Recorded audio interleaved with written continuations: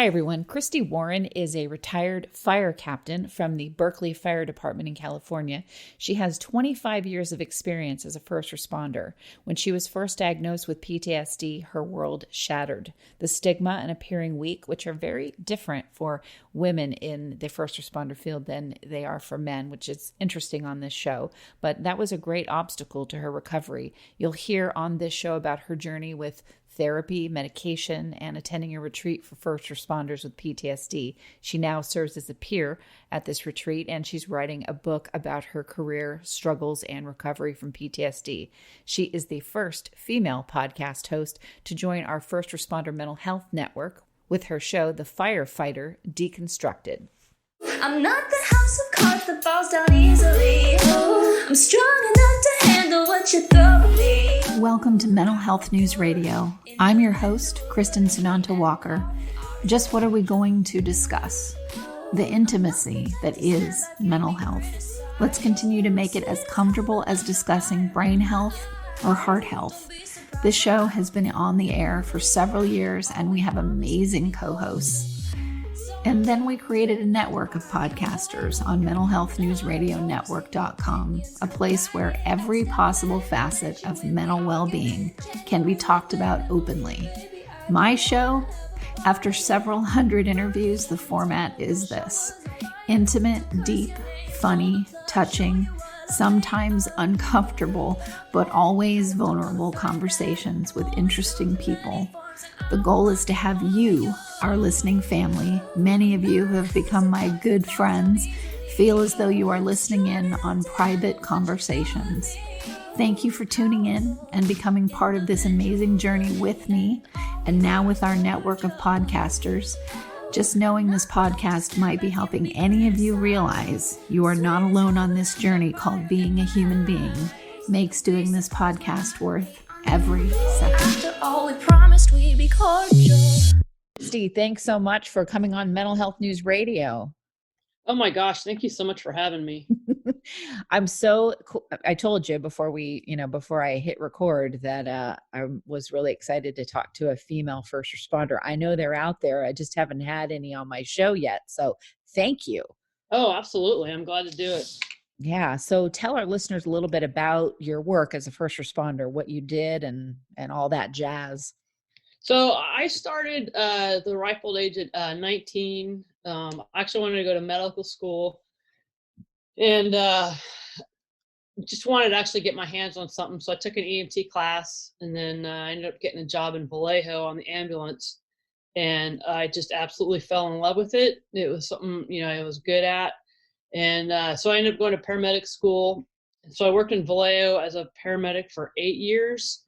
And that was a pretty busy system. We had the highest homicide rate per capita a couple of years while I was there.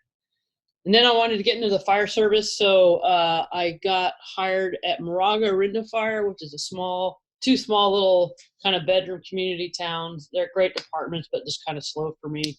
And then I got hired at Berkeley. And then I was at Berkeley for the remainder of my career. So I did that for a total of 25 years. That's a long time doing first responder work. It is. It is. So I know you wrote a book, and we're going to talk about that too, but when were you first diagnosed with PTSD?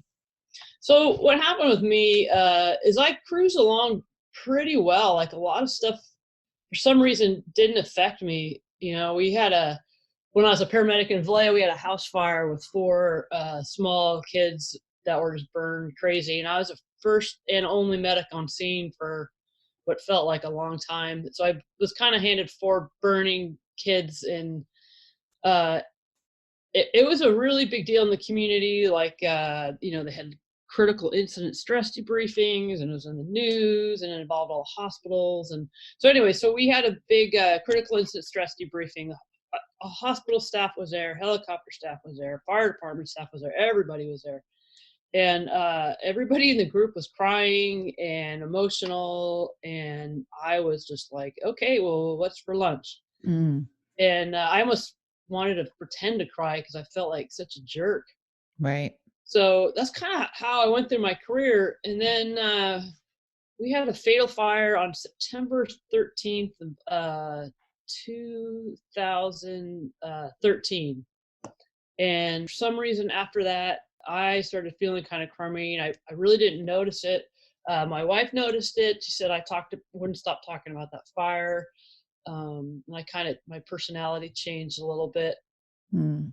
And then I started noticing problems probably in February, March time. I stopped sleeping, started having anxiety. Every time the tones would go off at work, my body would just full on panic attack. Didn't matter what the call was for. It was a leaking hydrant. It would just go into overdrive. Then I started having nightmares and waking up screaming. And then I started having that videotape that a lot of people have of calls from the last 25 years that would just play in my head over and over and over. So I just kind of tried to manage with that, and I wasn't going to tell anybody. There's no way. I just kept kind of cruising through and trying to do the best I could. And then I started crying at work. And I'm not a crier. I'll cry when I get really, really, really angry. But other than that, I just don't cry. And I started crying after calls. And every time I got in my car to go home, I start crying all the way home. And then I did that for a little while. And I was like, okay, I got to get some help. And I have to fix this problem. So I went to a therapist, and said, I don't know what's going on with me. She's like, well, you have PTSD, and I was like, there's no way in hell I have PTSD, not me. Right. And so anyway, I did that for a while. I got diagnosed in May 2014. I kept working. My therapist kept saying, she used to be a cop, so she really knew what she was talking about. And she kept saying, you need to take time off work. And I took like a month off thinking that would help. And I came back and didn't help. And then one day I got off work and I told myself, I'm not going to cry on the way home. I could do this. And I pulled out of the driveway at work and I made it all the way home. I didn't cry. I was like, sweet, I've got this. I've got it. I'm good now. So I came in the house, changed my clothes. I went to go play tennis with a friend, and I got in the car and I started driving across town. And I just was all of a sudden like completely overwhelmed and flooded with just everything. And I came to the realization, it's like, I can't do this anymore, and I got to kill myself because I can't go back to work, and I can't tell anybody that I'm too weak to go back to work. And like that's the only way out, is like I gotta drive into a tree or a pole or something. Wow. And so because I even thought, like, even I don't necessarily need to die, but even if I ended up in the hospital, in a coma for 2 months, I'd get a break from this, and I Right. wouldn't have to go and admit that I can't go back to work. It'd just be automatic. What do you think was it how you were raised, or is it because you're a female, or like what do you think it was that made you think you couldn't, that you're not made of steel, that you are actually human? It's both, actually. I think it was the way I was raised, and being a woman too. When I first joined the fire service, one of the captains said to me, and he wasn't being malicious or anything, and he actually had a lot of respect for me. And he said, women don't typically make it to retirement. And, he said that, and I'm like, yeah, well, I will. There's no way in hell I'm not making it. And, I swore joining the fire service, I'd never be the weak link in the chain. I'd pull my own weight. I never wanted to be that token woman. And, Right. and then, so when I started having all these issues, I'd worked so hard on like proving how tough I was and strong I was, that like for me to admit that this was happening to me I'd almost be like a sham. I felt like, like a fake. Like an imposter, like imposter syndrome? Yeah, exactly. It's like, there's Mm. no way anybody can know what was going on. And and then the way I was raised too, I came from kind of a crappy childhood. My parents divorced when I was 4. They're both very, very young. My mom was really more interested in drugs and alcohol and everything else than raising me. So I really raised myself. And I swore, I made a vow when I was a little kid that I would never, ever depend on another person for the rest of my life. And so, not being able to do my job and being weak, or what I thought of as being weak, really kind of put a wrench in all that. Right. Yeah. It all caught up to you and Yeah, it one. did. Yeah. Interesting. So, hearing what was the language, around, or the attitude around, having, crying or PTSD or anything like that? What was the attitude about that at work? Nobody talked about it. There was no, there was nothing. You hear about PTSD with the veterans coming back from war. We did have one guy at my department who's somebody who I had a tremendous amount of respect for, and he was involved in like a handful of really horrible calls and fires, like back to back to back, and he ended up going off for a year, on stress. That's all we really knew it was. And he's somebody I pulled aside and talked to because I knew he wouldn't judge me because he'd gone through it himself. And so that was really, there really wasn't any talk of it. I really thought I was the only one.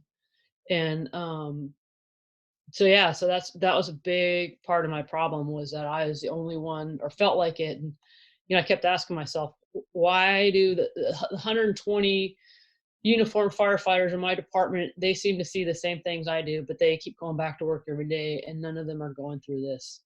And that's not true now, right? Oh my gosh. Yeah, at some point in my recovery, pretty much in the beginning, I was thinking, like, why couldn't I be like this guy and that guy? And I was naming all these really hardcore, awesome firefighters, just super tough. And I was like, oh, he's an alcoholic. He's an alcoholic. She's an alcoholic. And I was like, Right. all these people are alcoholics. That's how they're coping. Yeah. Exactly. Wow. So that, those moments where you start realizing, like, I always think of them like, you're just sort of wiping off grit that are on your spectacles of life. Mm-hmm. And you just keep wiping, and it gets clearer and clearer, and you can see more and more and more about your life. I actually learned that from a therapist, obviously, but that was always interesting to me. When I would be shocked about something that now I look at it and go, well, obviously, but it wasn't obvious to me at the time, but I was really in a lot of denial. Yes. No, that's very, very true. Very true. I learned it's kind of like dealing with my PTSD made me deal with, all of my childhood and how that made me behave the way I do. And I did. And I learned a lot about myself. Isn't it funny? Sometimes I think, God, I wish I could go back. I don't think this now because I'm glad for the journey, but for a while there, I had to really grieve not being so freaking naive. Yes. I would love to go back and do it again. Even for a couple of years with what I know now. Oh, yeah. Don't we all wish we could go back? Hey, listeners, a quick but important notice for all the shows that we'll be doing for our first responders. In 2018, the number of police officers, firefighters, EMTs, and veterans, anyone who's considered a first responder, who died of suicide was greater than the combined total killed in the line of duty. More attention is being paid, but help is often elusive. Even with more available resources, those who are first in line to help us, actually asking for help for themselves, that can be the hardest thing for them to do. Mental Health News Radio Network is working with Stepstone Connect to give voice to our incredible first responders. Stepstone Connect is an organization born of the belief that accessibility and confidentiality will eliminate traditional barriers to treatment. Privacy and the peace of mind that comes with it, combined with easy, everywhere access, underlines Stepstone's mission and treatment philosophy. It's simple. With access to the internet and a device with a camera, you're a click away from leading mental health clinicians who specialize in the treatment of PTSD and other trauma-related injuries for first responders and their families. If you or someone you care about is struggling, please don't let another day pass before discovering what Stepstone can do. Stronger connections, everywhere access, stepstoneconnect.com. You can find out more by going to their website, stepstoneconnect.com, or call 800-495-3761. Now back to the show. What do you do? I mean, obviously now you're talking about it. And what's the name of your book? Well, that's kind of a problem. I'm still looking for a name. So I wrote this book, Okay. and I first started just writing it just because I really enjoy writing. And as I would deal with some of my critical incidents, I just kind of start writing them down and writing about them. And then I just kept writing, and I was like, wow, I have a book here. And if Yeah. I had a book to read when I was going through it, it would have made just an unbelievable difference. So we're still working on a title. I'm still trying to find an agent. I have an editor, and so yeah, it's still in the works right now. I mean, I know that there are female first responders out there doing podcasts and that have written books, but not it's kind of weird. It's kind of the opposite thing where, men are supposed to be the ones that don't show feelings and think of PTSD or sharing your feelings or mental health as weak, quote unquote. And yet there's so many male first responders, probably because there's just more of them, that are now talking about this Right. stuff. But there aren't a lot of women talking about it. Right. Well, and I think, I think that's kind of what's expected of women, is to fall apart and not be able to handle it, for the most part. So, if you speak about it, if you're a woman, it's like, yeah, okay, we expected Yeah. this. It's okay, pat on the back. When I was going in the beginning of this, I had to go through all the workers' comp crap, and that was a nightmare in itself. So, and I had to get an attorney. And so my attorney looked at me one day and said, "You feel like you've let down every female firefighter, don't you?" And I said, "I absolutely do feel like that." Wow. So, yeah, it's kind of like we can't, if a guy needs help lifting something, it's totally okay. But if a woman asks for help lifting something, it's because she's, Yeah. not strong enough. Yeah. Exactly. And a possible hazard for Exactly, like liability. the movie G.I. Jane, which I'm 50, so that's my age. Oh yeah, I'm When that 52. movie, yeah, when Well, that movie came out, I was like, there's a lot of truth to the "you're going to kill all of us if you're here," right. because you Yeah, you're a can't lift liability. exactly, because you can't lift a 190-pound guy into a raft or whatever. Yeah.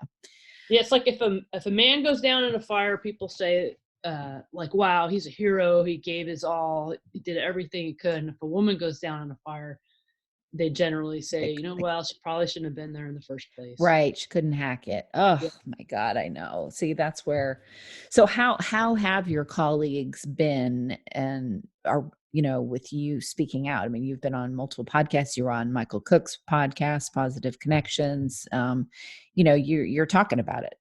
So yeah, when I was finally ready to talk about, when I went off, I didn't tell anybody, and I was planning on going back to work, someday, and I was getting phone calls and texts and everything from a lot of my coworkers, and I would just kind of respond to them saying thanks, thanks for checking in, but I couldn't talk about it because I really didn't even know what was happening to me.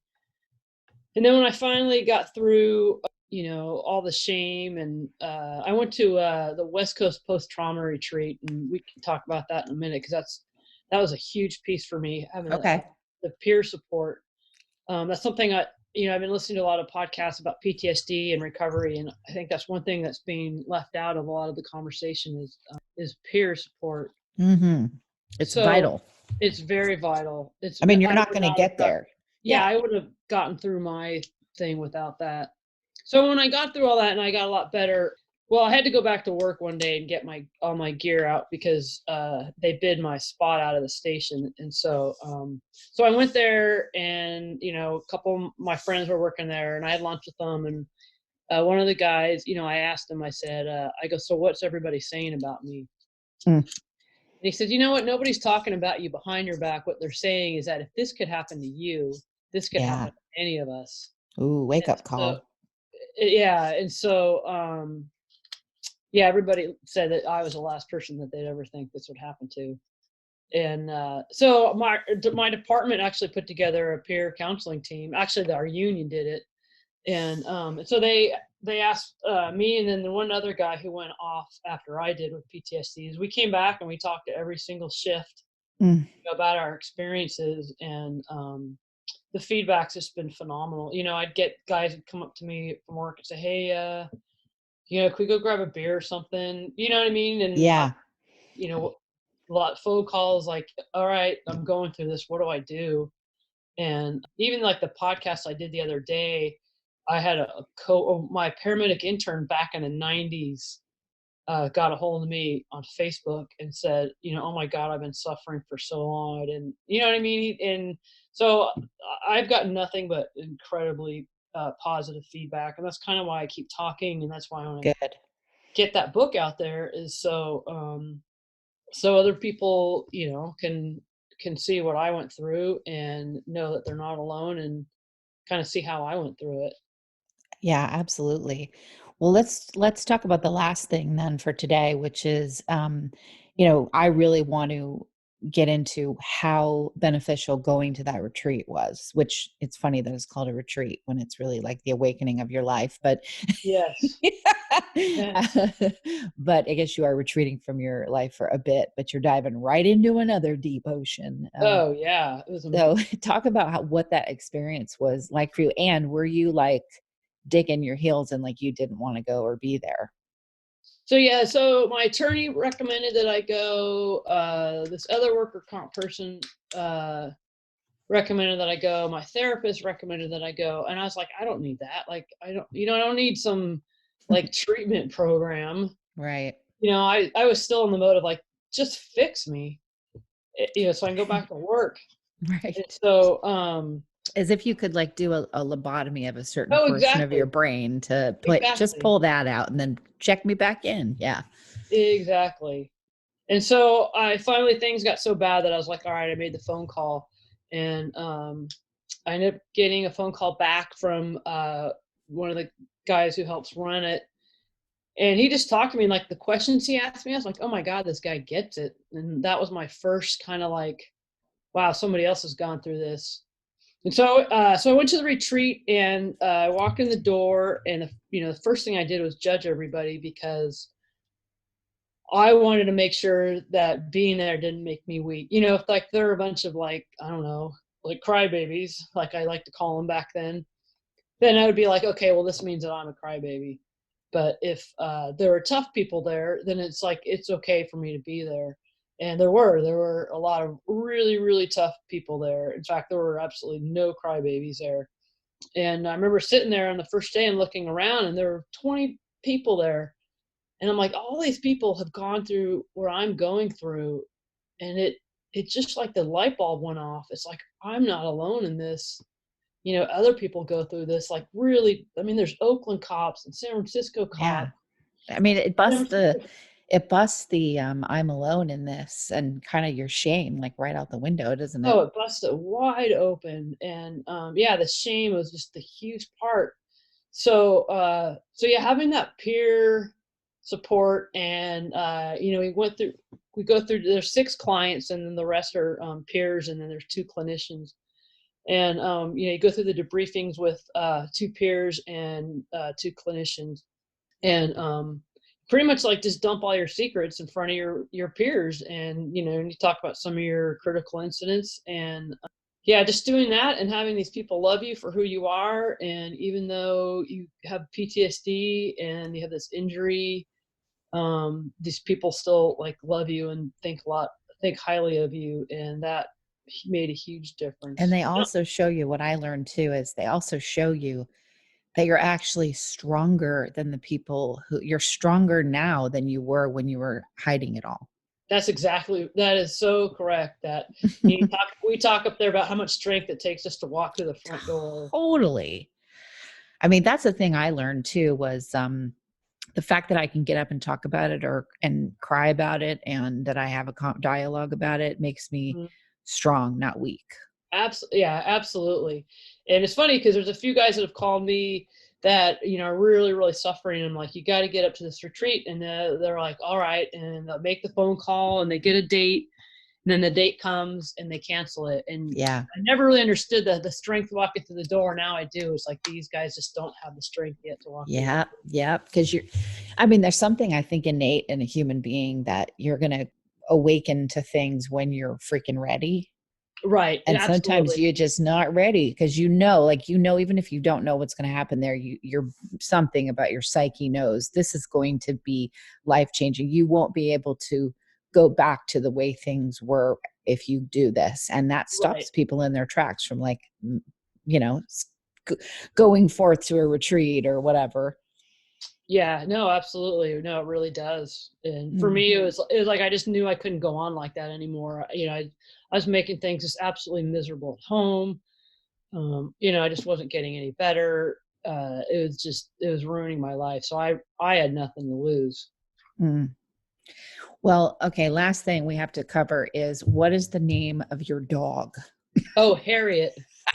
And what kind of dog is Harriet? She's an English cream golden retriever. So she's a white golden retriever, and her hair's a little bit shorter, and she's a little stockier. And she's hilarious. She's been so good. Like and I told you, we have a dog bark at the end of my shows. I've heard that.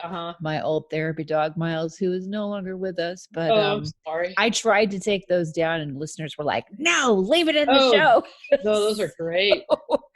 But after he passed, I was like, "Should I remove it?" There was a big no way about that. But yeah, I was like, dogs barking on shows is welcome around here. So I know she's been really good, because all morning I've been trying to get work done, and she just keeps coming in here, and she's coming in here right now, and she wants attention. She chews on the carpet, and I have a guitar. We're talking about her. Yep, and she goes and barks into that, and so yeah, she's been really good. Well, please tell my listeners where they can find out more about you. I have an email at Christy Warren, spelled CHRISTY, and then Warren, WARREN, stories@gmail.com. Awesome. So yeah, that's my email. My phone number, I heard Mike give it, so I'm going to give it, 925-708-7350. And I'm also on Facebook under Christy Warren. So yeah, anybody needs anything, just don't hesitate. Reach out. Christy, thank you so much. We're going to stay on and chat after, but thank you for coming on my show. Oh, thank you so much. I feel so honored. Like the person the founder of this whole network, I feel very honored. I was going to say something that I typically would. I'm trying not to be, I was going to be like, oh, it's not that big of a deal, but I'm trying to not be so deprecating. Thank you. I'm at a loss for words. So I won't say that. I'll just say thank you. Very good. Listeners, thanks for tuning in to another episode of Mental Health News Radio and our First Responder Mental Health Network. Sometimes I'm passive aggressive, but never without good intentions. I heat up and act on my emotions. Thanks so much for listening to Mental Health News Radio. Our podcast can be found on iTunes, Stitcher, and hundreds of other podcast apps, or you can visit our website at mentalhealthnewsradio.com.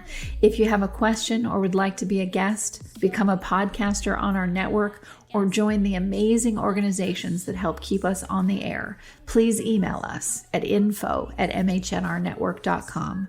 Get ready for that special goodbye from our resident therapy dog, Miles, and a special thanks to Emily Sohn for letting us use her incredible song, Cordial, for our podcast music. Listen to the full song on SoundCloud at emily.sonne. Don't be surprised when I don't hate on you. After all, we promised we'd be cordial.